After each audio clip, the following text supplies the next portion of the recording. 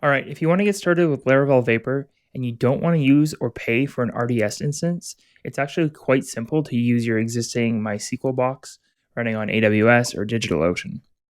So to get started, we need to determine if our database is going to be privately accessible or publicly accessible.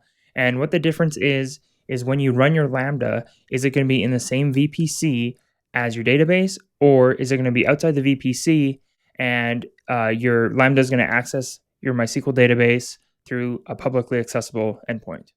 All right, so once you've decided whether or not you're going to be accessing the database publicly or privately, that'll determine what the DB host is. So if it's a privately accessed database, you're going to use something like your private address, which is 10.0.3. Whatever it could be for you. You'll have to find that on your box for your MySQL instance. Or if you're using the publicly accessible method, you just use the public IP address for the instance. Or if you're using a managed database service, you'd use the endpoint given to you by them. All right, standard configuration for port, probably going to run on 3306. Database, user, and password, that's all standard. And then this final one is the MySQL SSL certificate authority. So what Vapor does is Vapor is going to assume you're running on RDS. So it automatically injects this variable for you. All behind the scenes, it's one of the features of Vapor. However, in our case, we're not running RDS, so we don't want to specify this environment variable. What will happen if we do and we let Vapor handle it for us is Laravel will attempt to connect to your MySQL instance using this attribute, and it'll fail because this certificate authority does not match your local box. So to get around that problem, all we need to do is override what Vapor is providing for us by specifying an empty variable.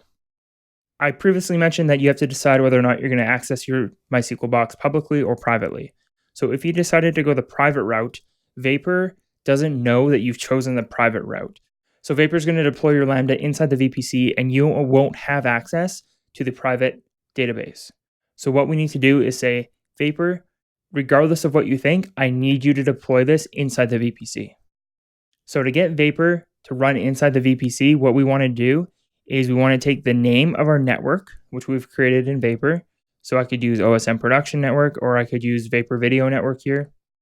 And then I'm going to specify a network option in my vapor.yaml file. So Vapor Video Network. And now this tells Vapor, anytime you deploy this Lambda, put it inside this VPC for me. So if you do specify this network parameter, you need to make sure that you have a NAT gateway installed on that VPC. Otherwise, Vapor won't let you deploy this application. I'm hoping in the future that changes, but for now, that's what we're stuck with.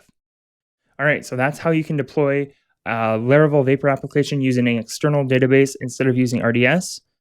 Just remember, you have to set this SSL certificate authority environment variable to blank so that the RDS value does not get put in there for you.